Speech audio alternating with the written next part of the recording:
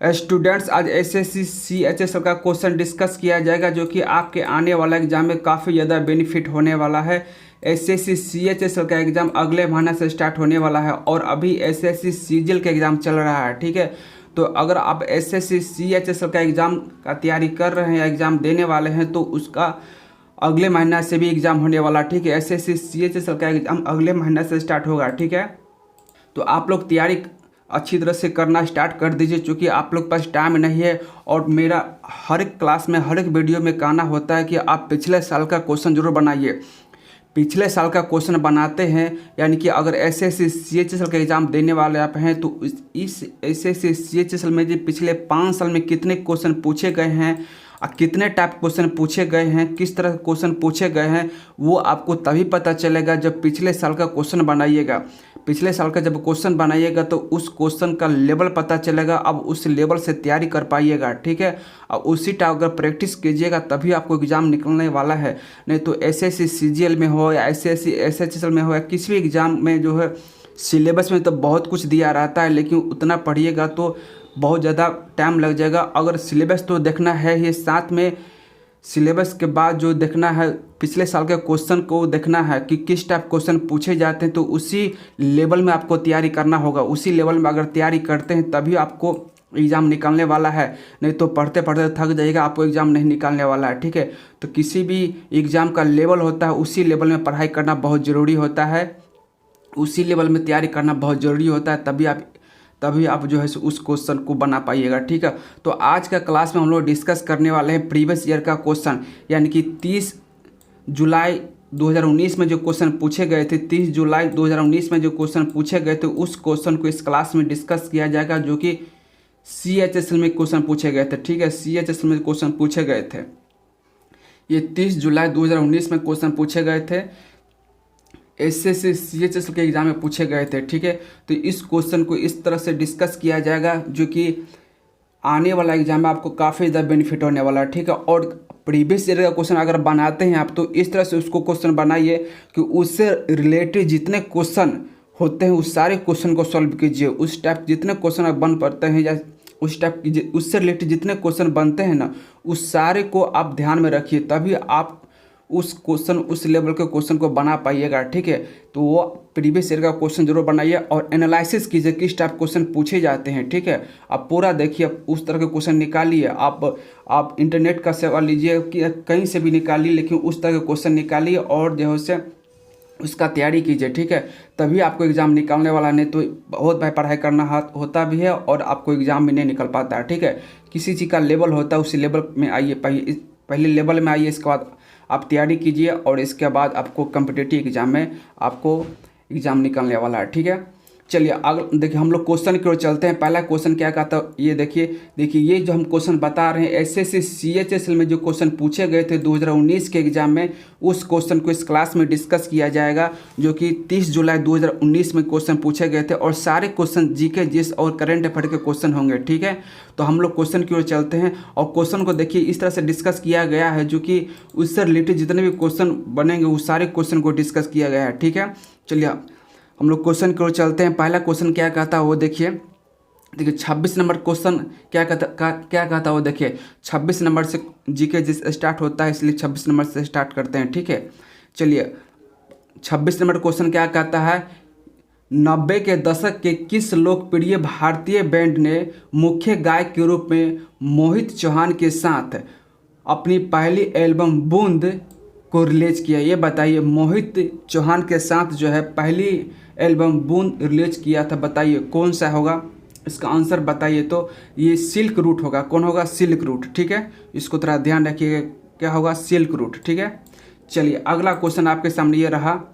अगला क्वेश्चन देखिए क्या कहता है, क्वेश्चन नंबर 27 कहता है 2019 में नरेंद्र मोदी के नए मंत्रिमंडल में स्मृति ईरानी को कौन सा मंत्रालय सौंपा गया था, बताइए। यानी कि 2019 में जो है स्मृति ईरानी कौन से मंत्री थे, ये बताइए। इसका जवाब दीजिए। तो ये आपका जो है महिला और विकास मंत्रालय थे, उनके पास था। ठीक है, महिला और विकास मंत्रालय उनके पास था। ठीक है, चलिए अगला क्वेश्चन। अच्छा अभी ये बताइए कि 2022 अभी चल रहा है, अब 2022 चल रहा है, 2022 में जो है आपको स्मृति ईरानी कौन मंत्री है ये बताइए। 2022 में जो है स्मृति ईरानी कौन है, कौन मंत्रालय बताइए। 2022 में जो है स्मृति ईरानी को कौन मंत्रालय सौंपा गया है, तो ये जो है बाल विकास मंत्रालय सौंपा गया है, ठीक है, बाल विकास मंत्रालय सौंपा गया है, ठीक है।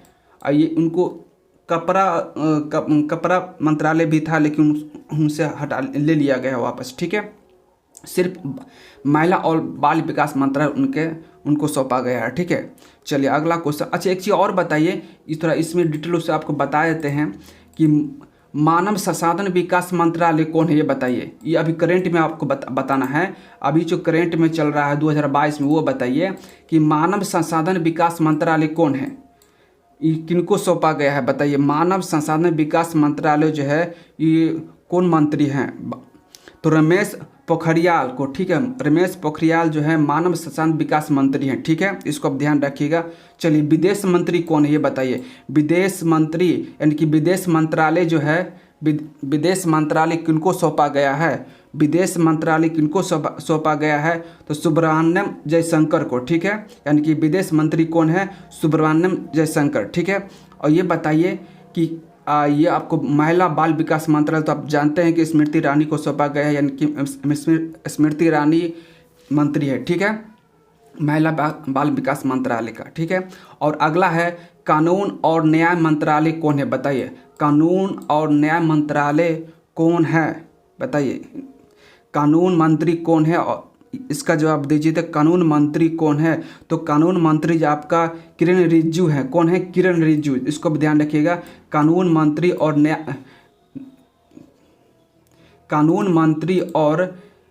न्याय मंत्री जो हैं किरण रिजिजू है, कौन है, किरण रिजिजू, इसको ध्यान रखिएगा, ठीक है, किरण रिजिजू, ठीक है, किरण रिजिजू जो हैं आपको कानून मंत्री है, ठीक है। चलिए अच्छा ये बताइए कि प्रथम कानून मंत्री कौन है बताइए। भारत का प्रथम कानून मंत्री कौन थे, ये इसका जवाब दीजिए। तो भारत का प्रथम कानून मंत्री या न्याय मंत्री कौन थे, तो डॉक्टर भीमराव अंबेडकर थे, ठीक है, डॉक्टर भीमराव अंबेडकर प्रथम कानून मंत्री थे, ठीक है, इसको भी ध्यान रखिएगा। अच्छा ये बताइए डॉक्टर भीमराव अंबेडकर की जयंती कब मनाया जाता है, तो 14 अप्रैल को, यानी कल मनाया जाता है, ठीक है, 14 अप्रैल को जो है इनका जयंती मनाया जाता है, ठीक है। चलिए अगला क्वेश्चन आपके सामने ये रहा। अगला क्वेश्चन क्या कहता है वो देखिए। अगला क्वेश्चन कहता है किस वर्ष में भारतीय क्रिकेट टीम ने दूसरी बार पुरुषों का एक दिवसीय विश्व कप जीता था, ये बताइए। विश्व कप जो है दूसरी बार कब जीता था भारत, इसका जवाब दीजिए। तो विश्व कप जो है दूसरी बार भारत कब जीता था, तो 2011 में जीता था। कब जीता था, 2011 में, यानी कि भारत ने विश्व कप दूसरी बार कब जीता था, तो 2011 में जीता था, ठीक है, इसको ध्यान रखिएगा। अच्छा ये बताइए भारत ने प्रथम बार विश्व कप कब जीता था, इसका जवाब दीजिए। भारत ने प्रथम बार विश्व कप कब जीता था, तो 1983 में जीता था, ठीक है, 1983 में जो है प्रथम बार विश्व कप जीते थे, ठीक है। और किसको हरा कर जीते थे ये बताइए। प्रथम बार जो है, जो भारत ने प्रथम बार 1983 में विश्व कप जीते थे, उस समय किसको हराए थे, तो वेस्ट इंडीज को हराए थे, ठीक है, वेस्ट इंडीज को हराए थे। चलिए अगला क्वेश्चन। अच्छा एक चीज़ और बता दीजिए कि इसमें विश्व कप कब स्टार्ट किया गया था, ये भी बता दीजिए। विश्व कप जो है क्रिकेट विश्व कप कब स्टार्ट किया गया था, तो 1975 को। कब स्टार्ट किया गया था, 1975 को जो है ये विश्व कप स्टार्ट किया गया था, ठीक है, 1975 को विश्व कप स्टार्ट किया गया था। ये कहाँ, अच्छा प्रथम बार जो है, प्रथम बार विश्व कप कहाँ खेला गया था, इसका जवाब दीजिए। विश्व कप जो है प्रथम बार कहाँ खेला गया था, तो इंग्लैंड में, ठीक है, इंग्लैंड में जो है प्रथम बार विश्व कप खेला गया था, इसको ध्यान रखिएगा, ठीक है। विश्व कप जो है प्रथम बार इंग्लैंड में खेला गया था। चलिए अगला क्वेश्चन आपके सामने ये रहा। अगला क्वेश्चन देखिए क्या कहता है। क्वेश्चन नंबर 29 का कहता है कि क्लाउड कंप्यूटिंग के संदर्भ में पास का अंग्रेजी पूर्ण रूप क्या है बताइए। क्लाउड कंप्यूटिंग के संदर्भ में पास का अंग्रेजी रूप क्या है, इसका जवाब दीजिए। तो इसका जवाब दीजिए, तो ये होगा प्लेटफॉर्म, ये होगा प्लेटफॉर्म एज अ सर्विस, ठीक है, प्लेटफॉर्म एज अ सर्विस, इसका पूरा फुल फॉर्म जो होगा प्लेटफॉर्म एज अ सर्विस होगा, ठीक है, प्लेटफॉर्म एज अ सर्विस। चलिए अगला क्वेश्चन आपके सामने ये रहा। अगला क्वेश्चन देखिए क्या कहता है। क्वेश्चन नंबर 30 कहता है कि 1937 में चेन्नई में मुथिया चिदम्बरम चेट्टीयार मुथिया चिदम्बरम चेट्टीयार ने निम्नलिखित बैंकों में से किस बैंक की स्थापना किए थे? ये बताइए किस बैंक की स्थापना किए थे? तो ये आपको इंडियन ओवरसीज बैंक की स्थापना किए थे। किस बैंक की स्थापना किए थे? इंडियन ओवरसीज बैंक की स्थापना किए थे। कब किए थे? 1937 में किए थे। कब किए थे? 1937 में किए थे। ठीक है, चलिए अगला क्वेश्चन। थोड़ा इससे रिलेटेड क्वेश्चन, बैंक से रिलेटेड क्वेश्चन पूछा जाता है कि स्थापना कब हुआ, इसका मुख्यालय क्या हुआ, इसको आपको बता देते हैं। ठीक है, जैसे आप देख लीजिए इसका कि ये आपका केनरा बैंक, बताइए केनरा बैंक की मुख्यालय कहाँ स्थित है? ये बताइए केनरा बैंक की मुख्यालय कहाँ स्थित है? तो बेंगलोर में। ठीक है, इसको ध्यान रखिएगा। केनरा बैंक की मुख्यालय कहाँ स्थित है? बेंगलोर में। ठीक है, केनरा बैंक की मुख्यालय कहाँ स्थित है? बेंगलोर में, इसको ध्यान रखिएगा आप। अच्छा ये बताइए केनरा बैंक की स्थापना कब हुआ था? ये बताइए केनरा बैंक की स्थापना कब हुआ था? तो 1906 ईस्वी में। ठीक है, 1906 ईस्वी में जो है केनरा बैंक की स्थापना हुआ था। ठीक है, चलिए अगला क्वेश्चन। अच्छा इसको भी बता देते हैं, इंडियन ओवरसीज बैंक की स्थापना कब होती है? ये बताइए इंडियन ओवरसीज बैंक की स्थापना कब हुआ था? तो 1900 इंडियन ओवरसीज, देखिए यहाँ पर इंडियन ओवरसीज बैंक की स्थापना कब हुआ था? इसका जवाब दीजिए। तो इंडियन ओवरसीज बैंक का मुख्यालय कहाँ स्थित है? ये बताइए इंडियन ओवरसीज बैंक की मुख्यालय कहाँ स्थित है? ये वेरी वेरी इंपॉर्टेंट है। इंडियन ओवरसीज बैंक की मुख्यालय कहाँ स्थित है? तो चेन्नई में। कहाँ स्थित है? चेन्नई में। ठीक है, चेन्नई में, थोड़ा इसको ध्यान रखिएगा। चेन्नई में जो स्थित है इसका मुख्यालय। ठीक है, इसका मुख्यालय कहाँ स्थित है? चेन्नई में। ठीक है, ये कब जो है इस बैंक को कब स्थापना किया गया था? तो 1937 में। ठीक है, चलिए अगला क्वेश्चन। और इसको दो और बच गया, इसको भी बता ही देते हैं। सिंडिकेट बैंक के बारे में बताते हैं। देखिए सिंडिकेट बैंक की स्थापना कब होती है? ये बताइए सिंडिकेट बैंक की स्थापना कब हुआ था? तो 1925 ईस्वी में। 1925 ईस्वी में सिंडिकेट बैंक की स्थापना हुआ था। ठीक है, सिंडिकेट बैंक की स्थापना जो हुआ तो 1925 ईस्वी में हुआ था। ये बताइए सिंडिकेट बैंक की मुख्यालय कहाँ है? ये बताइए तो मणिपाल में। कहाँ है? मणिपाल में। ठीक है, अच्छा मणिपाल कहाँ है? ये बताइए मणिपाल कहाँ है? ये मणिपाल कहाँ है आपका? ये सिंडिकेट बैंक का मुख्यालय कहाँ है? मणिपाल में है। ठीक है, और मणिपाल कहाँ है? तो कर्नाटक में है। ठीक है, इसको भी ध्यान रखिएगा। लास्ट बचा ये आपका धनलक्ष्मी बैंक। बताइए धनलक्ष्मी बैंक की स्थापना कब हुआ था? इसका मुख्यालय कहाँ? ये दोनों चीज़ बताइए। तो धनलक्ष्मी बैंक का मुख्यालय जो है त्रिशूर में है। कहाँ? त्रिशूर में है। कहाँ है? त्रिशूर में। ठीक है, त्रिशूर में जो है लक्ष्मी बैंक की मुख्यालय है। ठीक है, अच्छा त्रिशूर कहाँ है? तो केरल में। ठीक है, इसको देखिएगा केरल राज्य में त्रिशूल एक जगह है जो कि धनलक्ष्मी बैंक का मुख्यालय है। ठीक है, इसको ध्यान रखिएगा। ठीक है, चलिए अच्छा ये बताइए धनलक्ष्मी बैंक की स्थापना कब हुआ था? ये बताइए धनलक्ष्मी बैंक की स्थापना कब हुआ था? तो 1937 ईस्वी में। कब हुआ था? 1937 ईस्वी में धनलक्ष्मी बैंक की स्थापना हुआ था। ठीक है, चलिए अगला क्वेश्चन आपको बताते हैं। अगला क्वेश्चन क्या कहता है वो देखिए। अगला क्वेश्चन कहता है, क्वेश्चन नंबर 31 कहता है पिस्तौल और बम इंकलाब नहीं लाते हैं बल्कि इंकलाब की तलवार विचारों की शान पर तेज होती है और यही चीज़ थी जिसे हम प्रकट करना चाहते थे। यह वाक्य निम्नलिखित स्वतंत्रता सेनानी में से किसका था? ये बताइए। ये जो है पिस्तौल और बम इनकलाब नहीं लाते हैं बल्कि इनकलाब की तलवार विचारों की शान पर तेज होती है और यही चीज़ थी जिस प्रकार हम प्रकट करना चाहते थे, जिसे हम प्रकट करना चाहते थे। ये जो है वाक्य, ये जो है कौन बोले थे? ये बताइए ये आपको कौन बोले थे? इसका जवाब दीजिए। तो ये जो है भगत सिंह बोले थे। कौन बोले थे? भगत सिंह। ठीक है, ये कौन बोले थे? भगत सिंह बोले थे। ठीक है, ये बताइए भगत सिंह को फांसी की सज़ा कब मिला? ये बताइए भगत सिंह को फांसी की सज़ा कब मिला? तो आपका ये 23 मार्च, ठीक है 23 मार्च 1931 को मिला। ठीक है, 23 मार्च 1931 को जो है इनको फांसी की सज़ा मिला। ठीक है, और इनके साथ दो और साथी थे जिनको फांसी की सज़ा मिला। ये बताइए कौन कौन थे? भगत सिंह को जो 23 मार्च 1931 को फांसी की सजा मिला और इनके साथ दो और साथी थे, इनका नाम बताइए। तो सुखदेव थे और राजगुरु थे, ठीक है। सुखदेव और राजगुरु और भगत सिंह तीनों को एक बार फांसी दिया गया था, ठीक है। इसका भी ध्यान रखिएगा। अगला क्वेश्चन आपको बता रहे हैं। अगला क्वेश्चन 32 नंबर क्वेश्चन क्या कहता है, ये देखिए। 32 नंबर क्वेश्चन कहता है कि आपका संस्था कोट झील किस राज्य में स्थित है, ये बताइए। किस राज्य में स्थित है, तो ये आपका केरल राज्य में स्थित है। किस राज्य में स्थित है ये झील, किस राज्य में स्थित है, तो केरल राज्य में स्थित है, ठीक है। ये बताइए, झील से संबंधित क्वेश्चन पूछे जाते हैं, इसलिए आप थोड़ा इसको देख लीजिएगा, ठीक है। झील से संबंधित, नदी से संबंधित, आपको बांध से संबंधित इस टाइप क्वेश्चन पूछे जाते हैं, खासकर एसएससी के एग्जाम में, ठीक है। तो इसको आप जरूर देख लीजिएगा, ठीक है। चलिए अगला क्वेश्चन थोड़ा इसको भी बता देते हैं कि इसे तमिलनाडु में कौन कौन झील, ये बताइए। तमिलनाडु में जो है कौन कौन झील है, इसका जवाब दीजिए। तो तमिलनाडु में बहुत सारे झील हैं, जिसमें इम्पोर्टेंट झील आपको बताते हैं। जैसे काली बली झील हो गया, ठीक है। काली बली झील आपको तमिलनाडु में पड़ता है, ठीक है।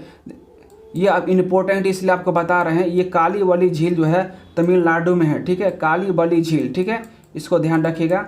और आपका जो है फुलकट झील, ठीक है, कोलाबाई झील, विरम झील, ये सब आप तमिलनाडु में झील है, ठीक है। ये बताए तेलंगाना में कौन कौन झील, ये बताए। तेलंगाना में जो है कौन कौन झील है, तो इसको प्रमुख झील आपको बता देते हैं। इस अलवल झील है तेलंगाना में, ठीक है। अलवल झील जो है, अलवल झील तेलंगाना में है, ठीक है। इसको भी ध्यान रखिएगा, क्योंकि झील से संबंधित क्वेश्चन पूछे जाते हैं, इसलिए आपको बता रहे हैं और आप भी पढ़ लीजिएगा, ठीक है। ये तेलंगाना में जो है अलवल झील भी है, ठीक है। भद्रकाली झील आपको तेलंगाना में ही है। धर्मसागर झील जो है तेलंगाना में ही है। पखाल झील भी तेलंगाना में है, ठीक है। चलिए, और ये कर्नाटक बताइए, कर्नाटक में कौन कौन झील, ये बताइए। कर्नाटक में कौन कौन झील है, तो मणिपाल झील आपको कर्नाटक में है, ठीक है। मणिपाल झील जो आपको कर्नाटक में ही है, ठीक है। तो उसको ध्यान रखिएगा, ठीक है। और आपको जो है सो आगरा झील कर्नाटक में है, और लालपाद झील जो है इसे कर्नाटक में है, ठीक है। यही सब झील का आप प्रमुख झील को देख लीजिएगा, ठीक है। ऐसे केरल झील के बारे में आपको पता ही है। केरल में बहुत सारे झील है, जैसे परियार झील हो गया, अष्टभुंदरी झील हो गया, ठीक है। मानचित्रा झील हो गया, यही सब झील है केरल में, ठीक है। इसको ध्यान रखिएगा। झील से संबंधित क्वेश्चन पूछे जाते हैं, इसलिए आपको ध्यान रखना है, ठीक है। चलिए अगला क्वेश्चन आपके सामने ये रहा। डोलामाइट निम्नलिखित धातु में से किस धातु का अयस्क है, ये बताइए। डोलामाइट जो है, डोलामाइट धातु निम्नलिखित धातु में से मतलब किसका अयस्क है, इसका जवाब दीजिए। तो ये कैल्शियम का अयस्क है। किसका अयस्क है, कैल्शियम का, ठीक है। चलिए अगला क्वेश्चन आपके सामने ये रहा। अगला क्वेश्चन देखिए क्या कहता है कि अप्रैल 2018 में संयुक्त राष्ट्र महासभा ने 3 जून को किसके रूप में घोषित किया, ये बताइए। 3 जून को जो है संयुक्त राष्ट्र महासभा में जो है किसको घोषित किया गया था 2018 में, इसका जवाब दीजिए। तो किसको घोषित किया गया था, तो बताइए किसको घोषित किया गया था, तो विश्व साइकिल दिवस को, ठीक है। विश्व साइकिल दिवस को 3 जून को मनाया जाता है, ठीक है। विश्व साइकिल दिवस कब मनाया जाता है, तो 3 जून को, ठीक है। ये कहाँ घोषित किया गया था, तो संयुक्त राष्ट्र महासभा में घोषित किया गया था। और कब घोषित किया गया था, तो 2018 में घोषित किया गया था, ठीक है। और क्या चीज़ घोषित किया गया था, तो विश्व साइकिल दिवस घोषित किया गया था, ठीक है। चलिए अगला क्वेश्चन, अच्छा थोड़ा इसमें और बताए थे। विश्व जल परिवहन दिवस कब मनाया जाता है, ये बताइए। विश्व जल परिवहन दिवस कब मनाया जाता है, इसका जवाब दीजिए। ये भी इम्पोर्टेंट क्वेश्चन है, ठीक है। ये भी क्वेश्चन पूछा जाता है, ठीक है। ये बताइए विश्व जल परिवहन दिवस कब मनाया जाता है, तो 22 मार्च को मनाया जाता है, ठीक। इसको ध्यान रखिएगा, ठीक है। 22 मार्च को विश्व जल दिवस मनाया जाता है, ठीक है। चलिए अगला क्वेश्चन, और ये बताइए विश्व ऑटोमोबाइल दिवस कब मनाया जाता है, ये बताइए। विश्व ऑटोमोबाइल दिवस कब मनाया जाता है, तो ये भी 3 जुलाई को मनाया जाता है, ठीक है। ये 3 जुलाई को मनाया जाता है, ठीक है। इसको ध्यान रखना है, ठीक है। विश्व ऑटोमोबाइल दिवस कब मनाया जाता है, तो 3 जुलाई को मनाया जाता है, ठीक है। और विश्व साइकिल दिवस कब मनाया जाता है, तो 3 जून को, ठीक है। इसको तरह कन्फ्यूज नहीं होइएगा। विश्व ऑटोमोबाइल दिवस 3 जुलाई को मनाया जाता है, और विश्व साइकिल दिवस 3 जून को मनाया जाता है। ठीक है, चलिए अगला क्वेश्चन आपके सामने ये रहा। अगला क्वेश्चन देखिए क्या कहता है वो देखिए। अगला क्वेश्चन आपके सामने ये रहा। अगला क्वेश्चन देखिए क्या कहता है।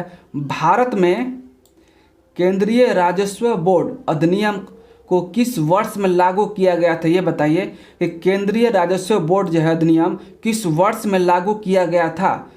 इसका जवाब दीजिए। तो ये कब लागू किया गया था, तो 1963 में लागू किया गया था। ठीक है, कब लागू किया गया था, 1963 में लागू किया गया था। ठीक है, इसको ध्यान रखिएगा।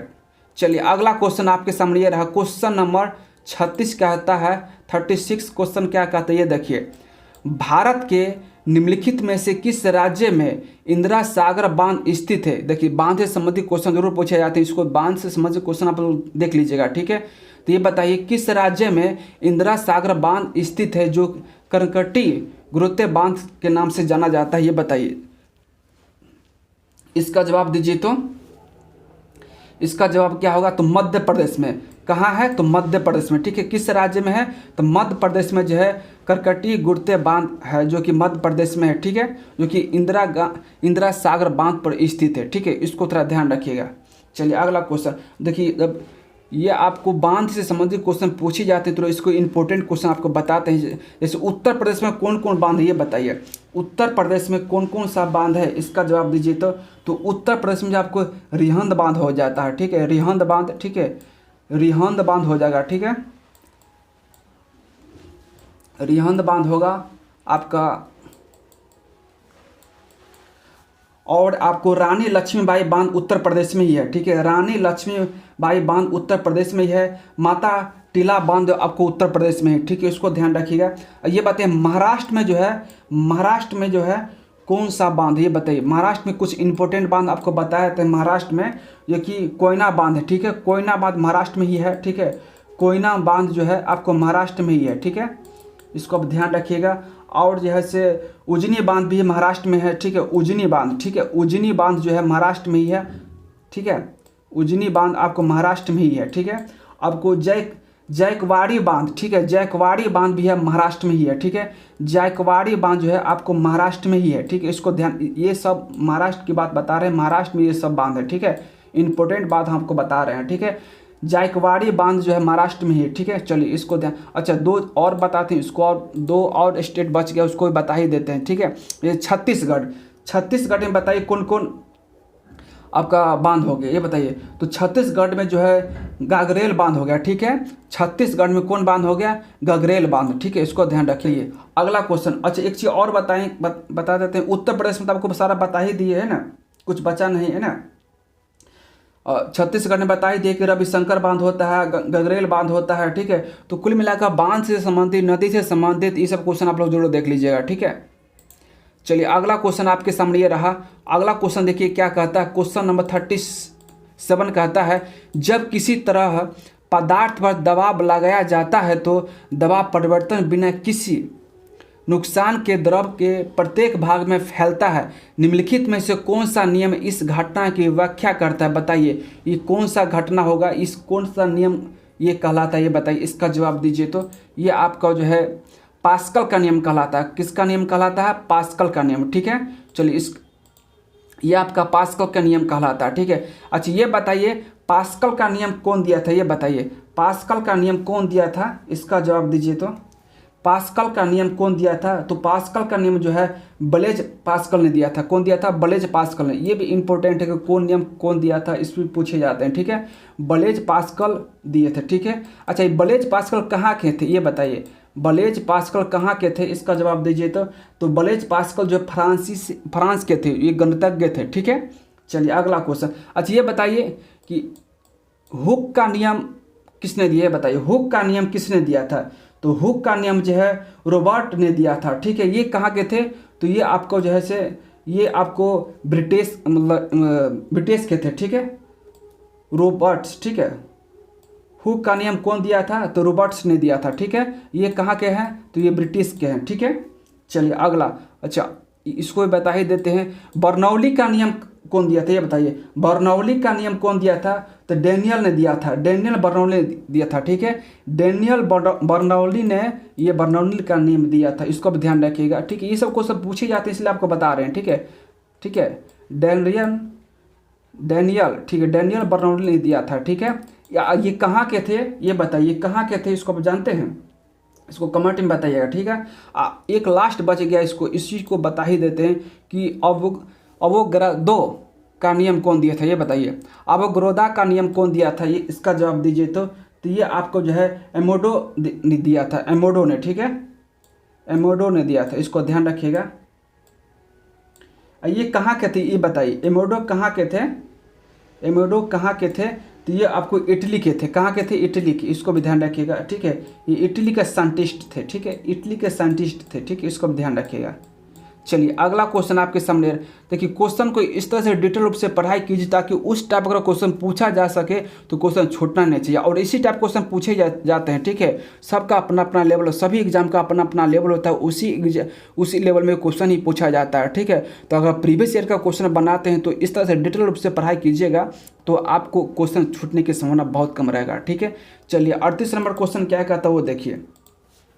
38 नंबर क्वेश्चन आपको कहता है कि सरकारी बैंक में अनर्जक संपत्ति पर विस्तृत रिपोर्ट देने के लिए किस समिति की नियुक्ति की गई थी ये बताइए। यानी कि एनपीए के लिए कौन सी समिति का नियुक्ति किया गया था, इसका जवाब दीजिए। तो कौन सा, तो ये पनीर सेल्वम समिति का, कौन सा, पनीर सेल्वम समिति का नियुक्ति किया गया था, ठीक है।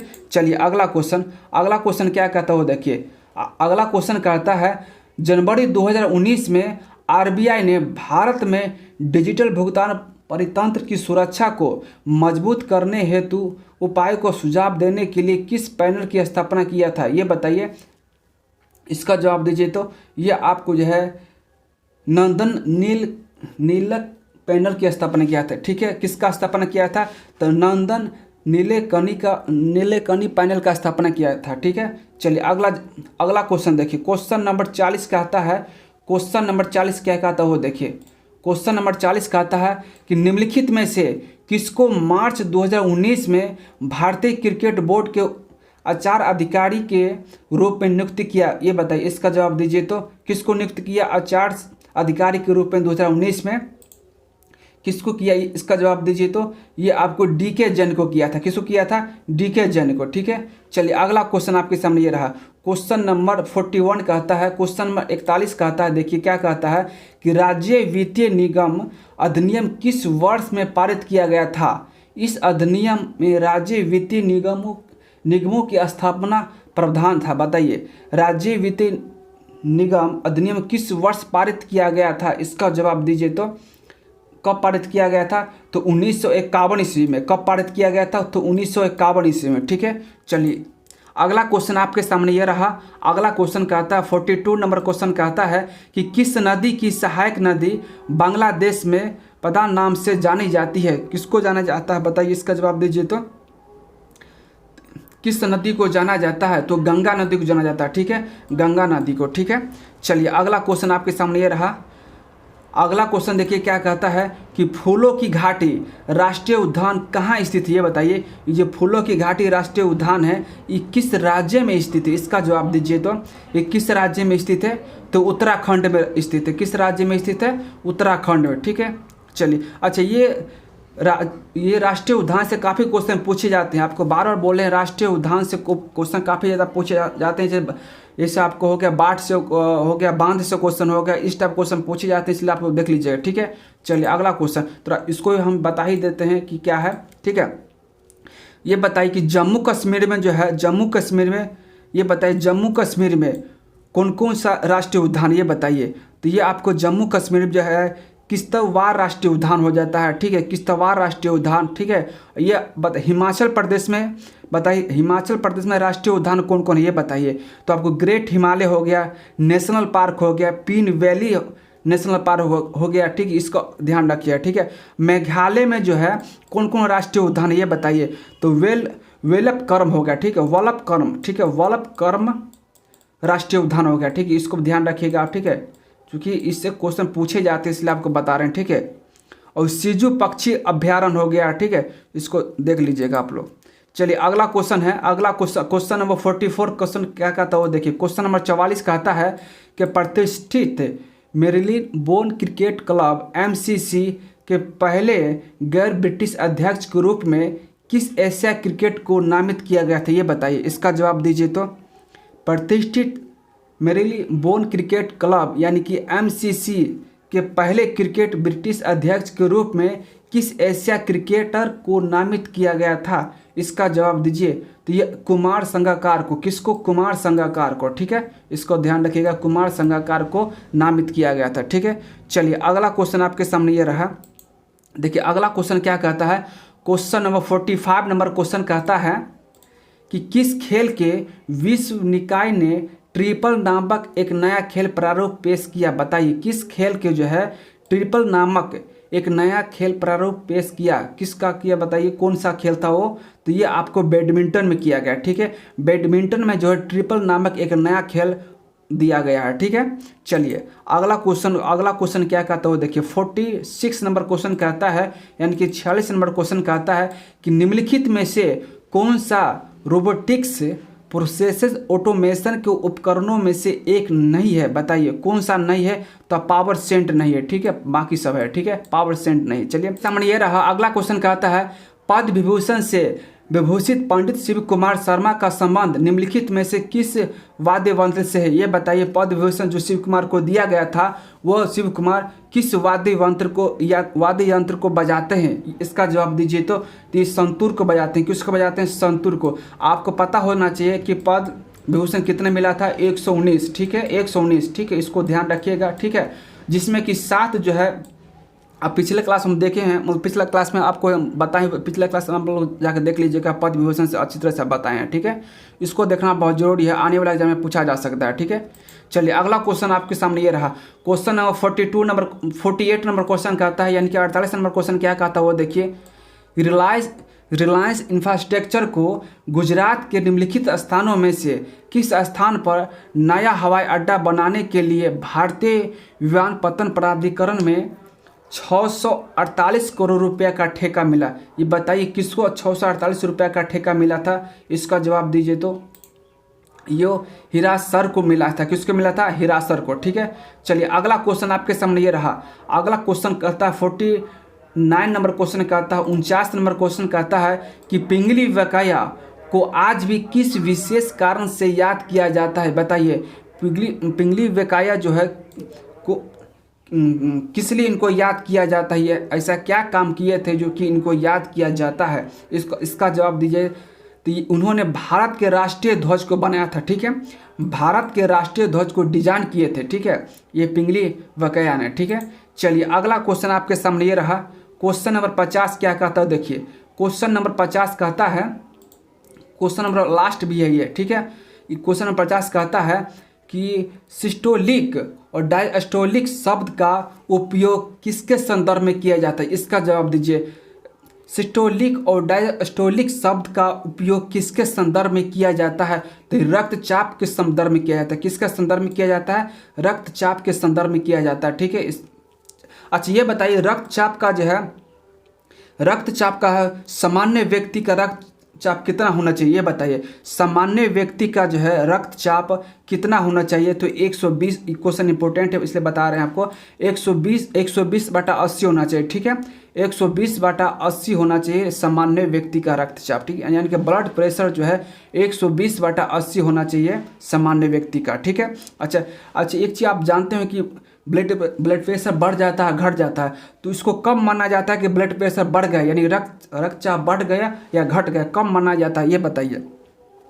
जिसको कहते हैं बीपी बढ़ गया, बीपी हाई हो गया या बीपी लो हो गया, तो बीपी हाई कब कहा जाता है, बीपी लो कब कहा जाता है, इसका जवाब दीजिए। तो बीपी जो लो जो कहा जाता है इसको अब बताते हैं आपको, ठीक है। बीपी लो जो है कब कहा जाता है, इसका जवाब दीजिए। तो 90/60 जब होता है, ठीक है, 90/60 होता है रक्तचाप, ठीक है, तो ये बीपी लो कहलाता है, ठीक है। 90/60 से नीचे या 90/60 रहता है, अगर बराबर रहता है तो ये आपको लो बीपी कहलाता है, ठीक है। इसमें आदमी कहता है कि मनुष्य का बीपी लो हो गया, कब होता है, जब 90/60 60 अगर बीपी रहता है तो बीपी लो कहलाता है, ठीक है। अच्छा, हाई कब कहलाता है ये बताइए। हाई ऐसे बोलता है बीपी हाई हो गया, ये बीपी हाई कब कहलाता है? तो ये बीपी जो हाई तभी कहलाएगा जब 90/140 रहेगा, ठीक है। 90/140 रहेगा तब जाके ये आपका बीपी हाई कहलाएगा, ठीक है। ये इसको बोला जाता है इन व्यक्ति को बीपी हाई हो गया, यानी कि 90/140 से ऊपर हो गया बीपी तो इसे हाई बीपी कहलाता है, ठीक है। अच्छा, ये बताइए कि ऊपर वाले को क्या कहते हैं, नीचे वाला क्या कहते हैं? तो यही ऊपर वाले को जो है, अब ये आपको सिस्टोलिक जो है ऊपर वाले को कहते हैं और डायस्टोलिक नीचे वाले को कहते हैं, ठीक है। ऊपर वाले को जो है, ऊपर वाले को रीडिंग को जो है जैसे उच्चतम, जैसे यहाँ पर जो है 90 जो है, ये 90 जो लिखा हुआ है इस रीडिंग को जो है स्टोलिक कहा जाता है। 140 जो है 140 ये नीचे वाले रीडिंग को कहा जाता है डायस्टोलिक, ठीक है। इसको ध्यान रखिएगा। चलिए यही अब जो सामान्य जो होता है स्टोलिक जो होता है सामान्य, यानी कि ऊपर वाला जो होता है 120 होता है, ठीक है। और नीचे वाला जो होता है यानी कि डायस्टोलिक जो होता है 80 होता है, ठीक है, सामान्य व्यक्ति का, ठीक है। इसको ध्यान रखिएगा। असल में क्वेश्चन पूछे गए थे, ठीक है, जो कि ये 2019 में क्वेश्चन पूछे गए थे। कब क्वेश्चन पूछे गए थे? 2019 में क्वेश्चन पूछे गए थे, ठीक है। ये आपको 30 जुलाई 2019 में क्वेश्चन पूछे गए थे। ये सारे क्वेश्चन जीके, जीएस और करंट अफेयर का क्वेश्चन थे, ठीक है। और स्टूडेंट, मेरा कहना है बार मैं हमेशा हर एक वीडियो में कहता हूँ, सभी वीडियो में यही कहता हूँ कि पिछले साल का क्वेश्चन जरूर बनाइए, ठीक है। और पिछले साल का क्वेश्चन इस तरह से बनाइए कि उसी टाइप कितने क्वेश्चन बन सकते हैं, उस टाइप क्वेश्चन निकल सकते हैं, उस सारे क्वेश्चन को आप सॉल्व कीजिए, निकालिए, ठीक है। और उसी टाइप क्वेश्चन पूछे जाते हैं, उस टाइप का क्वेश्चन आप तैयारी कर लेते हैं तो आपको एग्जाम जरूर निकलेगा, ठीक है। चलिए, अगर ये वीडियो का थोड़ा भी बेनिफिट होगा आपके एग्जाम के लिए तो ये वीडियो को, इस चैनल को आप सब्सक्राइब कर सकते हैं। बहुत बहुत धन्यवाद।